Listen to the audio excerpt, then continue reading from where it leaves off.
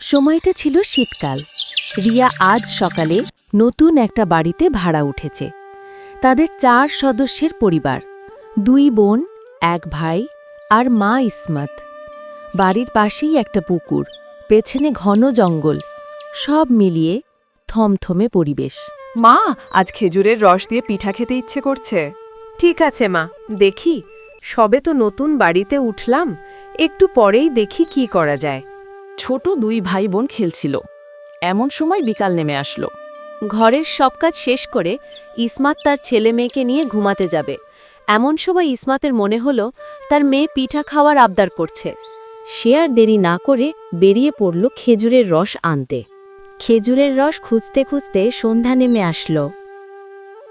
জঙ্গলের মধ্য দিয়ে হাঁটতে হাঁটতে হঠাৎ এক দমকা হাওয়া এসে তার খোপা খুলে দিল। একটা কালো ধোঁয়া মিলিয়ে গেল চুলের মধ্যে, কিন্তু তিনি টের পেলেন না। ইসমত এদিক ওদিক দেখতে দেখতে পেল একটা খেজুর আলা।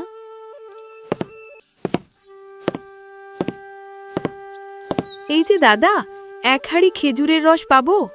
হ্যাঁ দিদি, 170 টাকা রিং। ইসমাত টাকা দিয়ে খেজুরের রস নিয়ে বাড়ির দিকে রওনা দিতে লাগলো। আঁকাবাঁকা রাস্তা দিয়ে হাঁটতে লাগলো। 2-1টা বাদুড় উঠতেছে আকাশে। ইসমাতের একটু ভয় হইল, কেউ যেন তার পিছনে হাঁটতেছে।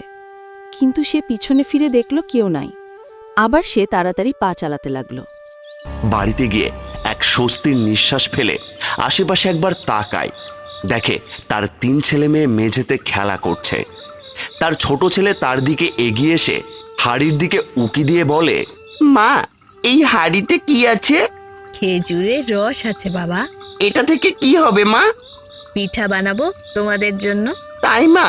মুন্নির মা খেজুরের রস রেখে হাত মুখ ধুয়ে বাচ্চাদের খাবার দিল। তোমরা খেতে বসো, ভাত দিয়েছি।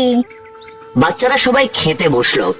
মুন্নির মা তাদের পাশেই মেঝেতে বসে আছে, কিন্তু খাবার খেলো না এবং কারোর সাথে কোনো কথাও বলল না। মা, তুমি খাবে না?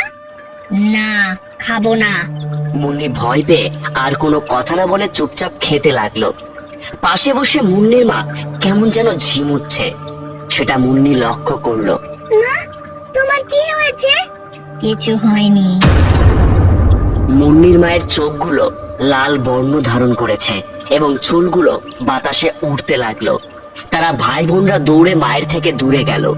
মুন্নির ছোট 2 ভাই মুন্নিকে জড়িয়ে ধরলো। মা, কি হয়েছে তোমার? এমন করছো কেন? একটা কালো ছায়া ঘরে প্রবেশ করলো। সেটা মুন্নির মায়ের কাছে গিয়ে মিলিয়ে গেল। মুন্নির মা হাসতে হাসতে একটা মাথা কাটা ভূতে পরিণত হলো। তার সারা গায়ে চোখে ভরা আর শরীর থেকে রক্ত ঝরছে। মুন্নি ঘরের দরজা থেকে পালাতে যাবে, এমন সময় সেই মাথা কাটা ভূতটি তার হাতটি বিশাল করে ঘরের দরজা সব বন্ধ করে দিল। হাসির আওয়াজে ঘরটা তোলপাড় হয়ে যাচ্ছে।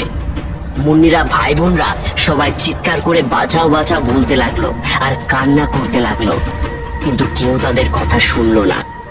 ঘরের একটা দরজা খুলে গেল এমনি এমনি।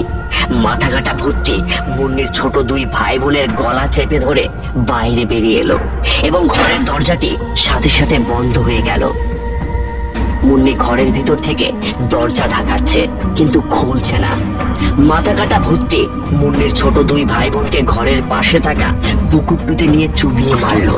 আবার ঘরে প্রবেশ করে মুন্নিকে নিয়েও সেই পুকুরটিতে নিয়ে গিয়ে চুবিয়ে মারলো। মুন্নি বাঁচার অনেক চেষ্টা করেছিল, কিন্তু পারেনি। অবশেষে মাথা কাটা ভূতটি পুকুরটিতে ডুব দিল। রাত পেরিয়ে সকাল হলো। সকালবেলা সেই খেজুরওয়ালা পুকুরের পাশ দিয়ে যাচ্ছিল। পুকুরের দিকে চোখ যেতেই দেখলো পুকুরে 4টে লাশ ভাসতে। সে তাড়াতাড়ি গ্রামের সবাইকে ডাকলো এবং গ্রামে একটা শোরগোল পড়ে গেল।